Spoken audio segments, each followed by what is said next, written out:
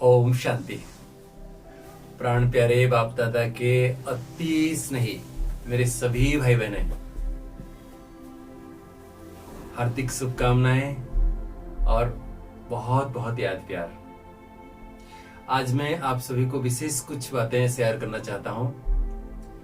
मेरा नम्र निवेदन है, आप अंत तक जरूर सुनना और संपूर्ण निरपेक्ष रूप में न्यूट्रल होकर अंतरात्मा से जज करना कि हम सभी को अभी क्या करना चाहिए। हम सभी जानते हैं हमारे आदरणीय जगदीश भाई जी बाबा के कितने प्रिय थे। मेरे लिए तो वो आदर्श थे, अनुकरणीय थे हम सभी के लिए।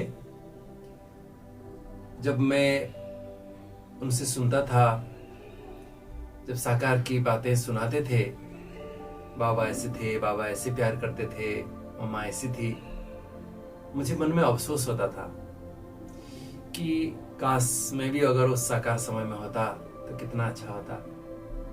लेकिन क्या कर सकते हैं, ड्रामा फिर चुप हो जाता था। लेकिन हमारी जो दादियां हम सभी की कितनी स्नेही हैं। दादियां कहती थी आदि सो अंत होगा। ड्रामा फिर से जो शुरुआत का समय पुनः पुनरावृत्ति होगी उसका। तो मन ही मन सोचता था कैसे होगा। कल भी साकार मुरली में हम सुने, 21 तारीख की मुरली में साकार में बाबा ने कहा आदि सो अंत होगा। तो मन सोचता था अगर आदि सो अंत होगा तो कैसे होगा। क्या फिर से ब्रह्मा बाबा आएंगे, फिर मम्मा आएगी, कैसे होगा, क्या होगा। मन में ऐसे प्रश्न चलता था। हम सभी जानते हैं संगम युग 100 साल का है ना नहीं। और ये भी जानते हैं कि 31 दिसंबर 2017 के बाद बाबा का अवतरण और शांतिवन में नहीं हो रहा है। लगभग 5 साल होने को आया है। मेरे मन में तो बड़ा हलचल चल रहा था, कैसे चलेगा। बाबा वायदा किए हैं कि संगम युग में साथ रहेंगे, साथ चलेंगे, साथ घर ले चलूंगा आपको, फिर साथ राजधानी में आएंगे। तो बाबा ऐसे कैसे हमको छोड़ के जा सकते हैं। बाबा ने तो ये भी मुरली में कहा कि अंत तक तुमको पढ़ाता रहूंगा। और बाबा तो देखिए, बाबा जो मनुष्य हम वायदा करते हैं तो हम भूल भी सकते हैं, लेकिन बाबा भूलेंगे क्या। बाबा तो अपना वायदा पक्का निभाएंगे ना। कैसे हो सकता है बाबा हमको छोड़ के जाए। तो मेरे भाई और बहनों, ये धोखे में मत रह जाना कि भगवान मधुबन छोड़कर कहीं नहीं जा सकता। जब संगम युग 100 साल पूरा भी नहीं हुआ है और जो त्रेता के अंत तक 33 करोड़ आत्माएं, क्या उनकी सेवा हम कर चुके हैं, बाबा का संदेश दे चुके हैं। ऐसे ही बन जाएंगे देवी देवता। जो ब्राह्मण आत्माएं, हम सभी जो भी बाबा के बच्चे हैं, जो परिवर्तन बाबा चाहते हैं, क्या हमारे अंदर हो चुका है। तो बाबा अपना कार्य छोड़ के कैसे जा सकते हैं, सोचो तो सही। तो बाबा वास्तव में, मैं आपको एक खुशखबरी सुना रहा हूं, वही आदि सो अंत का पाठ शुरू हो गया है मेरे भाई और बहनों। अभी तक भी कितने भगत आत्माएं जो भगवान को ढूंढ रहे हैं, अभी भी खोज रहे हैं, एक झलक मिल जाए। कई बाबा के बच्चे अभी जो बाबा के बन रहे हैं, जब वो सुन रहे हैं कि भगवान का पाठ बंद हो गया है, तो कितने दुखी हो रहे हैं। क्या वो भगवान से नहीं मिल सकते। ये तो हमारे लिए धोखा हो गया, सोच रहे हैं। तो बाबा कैसे जा सकता है मेरे भाई और बहनों। देखो, अगर बाबा को अव्यक्त रूप में पाठ बजाना होता तो ब्रह्मा बाबा जब अव्यक्त हो गए, बाबा को गुलजार दादी का तन का आधार लेना क्यों पड़ा। बाबा अव्यक्त रूप में कर सकते थे ना उस समय भी, इतने साल तक क्यों पड़ा है। भगवान को अगर अव्यक्त रूप में पाठ बजाना होता तो ये धरा पर क्यों आए। साकार तन के आधार से संसार में भगवान कुछ भी नहीं कर सकते हैं। हम सभी को परिवर्तन करने के लिए भगवान को आना पड़ता है।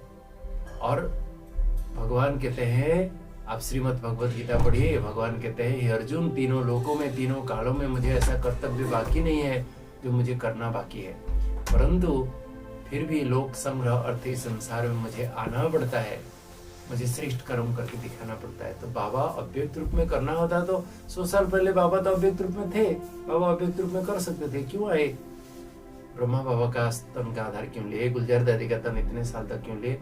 और अभी पूरा नहीं हुआ है, अधूरा छोड़ के चले जाएंगे? नहीं मेरे भाई और बहनों, ये धोखे में मत रहना। 2018 के बाद बाबा का पधर्मणी हो चुकी है, फिर से बाबा वही पालना दे रहे हैं, जो आदि सो अंत का पाठ जो हम सुन रहे हैं, अभी वही ब्रह्मा बाबा आ रहे हैं, वही पालना दे रहे हैं, वही मम्मा पालना दे रही है। बहुत सारे प्रश्न उठता है लोगों के मन में, कहते हैं कि भगवान को जो पढ़ाना था पढ़ा चुके हैं, और क्या पढ़ाना बाकी है? सब पढ़ा दिए हैं। अरे मेरे भाई और बहनों, क्या आप सब कुछ समझ गए हो? मैं आपको एक सवाल पूछता हूँ, भगवान ने जो कहा है आदि सो अंत होगा, बताइए इसका राज। फिर आप अगर समझ गए हो सारा तो बता दो, कैसे आदि सो अंत होगा? 1 सेकंड में जीवन मुक्ति, बता दो 1 सेकंड में जीवन मुक्ति कैसे हो सकता है? बाबा ने तो प्रतिज्ञा किया है कि अंत में दृष्टि का पाठ चलेगा, तो दृष्टि का पाठ हो गया है, खत्म हो गया। तो और बहुत सारी गुह्य राज है। देखिए श्री कृष्ण का जन्म कहाँ होगा, बताओ? अगर आप भगवान ने सब कुछ बता दिया आप सभी को, बता दो श्री कृष्ण का जन्म कहाँ होगा? एक प्रिंस होंगे, कहाँ राज्य है? खाली श्री कृष्ण तो नहीं, साथ साथ राधे भी तो आएंगे। राधा भी तो एक राजकुमारी है। जब राजा ही नहीं है, कहाँ जन्म होंगे, कैसे होंगे? बताओ, किसको पता है? इसी प्रकार शंकर का पाठ बताओ, शंकर कौन है, कहाँ है? खाली ऐसे ही पुतला है, बस आंख खुलेगा और विनाश हो जाएगा। बताइए शंकर का राज किसको पता है? बहुत सारी गुह्य बातें हैं, बाबा अभी समझा रहे हैं। अभी भी बाबा आए हैं त्रेतायुगी अंत तक, जो त्रेता के अंत तक 33 करोड़ आत्माओं की सेवा कैसे होगी? जब हम बैठ गए, इतनी आत्माओं की सेवा अभी तक बाकी रही तो क्या करेंगे? भगवान को खुद को करना पड़ेगा। हम ही भगवान आए थे विश्व एकता लाने के लिए, विश्व एक परिवार के सूत्र में सबको एक करने के लिए। हम तो तू मैं तेरा मेरा सेंटर, तेरा जिज्ञासु मेरा जिज्ञासु करके हम संसार को टुकड़ा टुकड़ा कर दिए। तो कैसे होगा? सत्युग कैसे आएगा? इसलिए बाबा आ चुके हैं। बाबा आके वही, मैं तो सचमुच मेरा जीवन धन्य हो गया। मैं तो सोचता हूँ सचमुच, ड्रामा में शुरुआत में हम नहीं थे, वो तो हमारे हाथ में नहीं है, कुछ कर नहीं सकते हैं, लेकिन अभी वही परमात्मा, वही शिव बाबा आ रहे हैं। वही जो बाबा के बच्चे जो अभी तक बाबा से नहीं मिले, उनकी भगवान तो सबका है, सभी धर्म का है। खाली एक छोटा सा एक स्थान का भगवान नहीं है, भगवान सारा विश्व का है, सभी आत्माओं के लिए।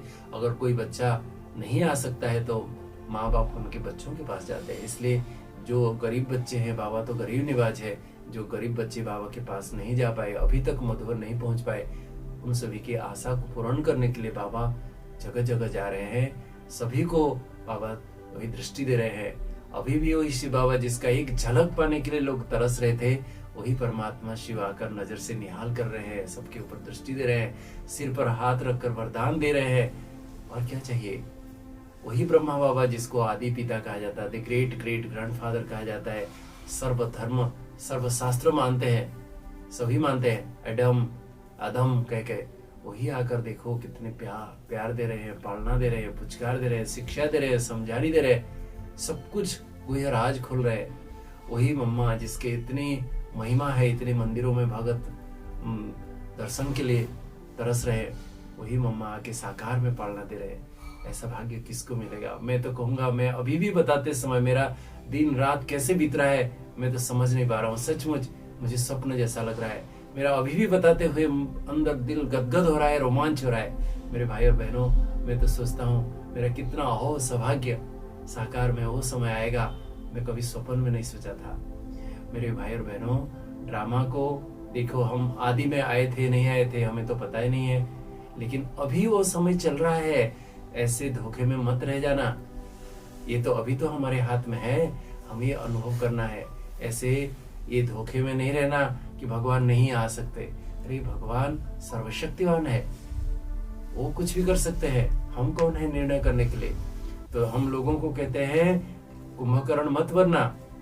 हम अज्ञान निद्रा में सोते हुए हम ये वक्त को गंवा दे, अंत में पश्चाताप करके हमें लोग कुंभकर्ण कहें, ऐसा वक्त ना आए।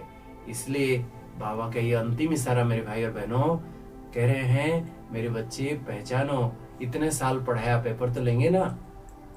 भगवान से जिसका सच्चा प्यार होगा वो कहीं भी बाबा किसी रूप में आए, कहीं भी आए, वो पहचान लेगा। तो इसलिए बाबा कहते हैं बच्चे फिर नहीं कहना कि हमें पहले क्यों नहीं बताया। मैं भी वही बात दोहरा रहा हूँ, फिर नहीं कहना श्रीमंत भाई आपने क्यों नहीं बताया। मेरे भाई और बहनों जागो, अभी नहीं तो कभी नहीं, बाद में पश्चाताप करना सार होगा। समझा? Thank you very much. ओम शांति।